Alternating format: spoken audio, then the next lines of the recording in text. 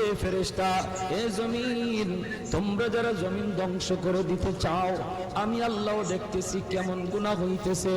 যেই মানুষে আমি আল্লাহ এত আদর করে বানাইলাম, আসমান আল্লাহ বানাইছেন কুন ফায়াকুন বইলা, ফেরেশতা আল্লাহ বানাইছেন কুন ফায়াকুন বইলা, জমিন আল্লাহ বানাইছেন কুন ফায়াকুন বইলা, কিন্তু আমারে আপনারে আল্লাহ পাক কুন ফায়াকুন বইলা বানায় নাই।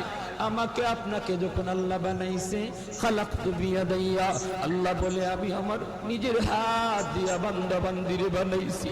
কারণ এই চেহারার মধ্যে এত দামি কপাল, ওই কপাল দিয়া বান্দা আমার কুদরতি কদমে সাজদা দিবে।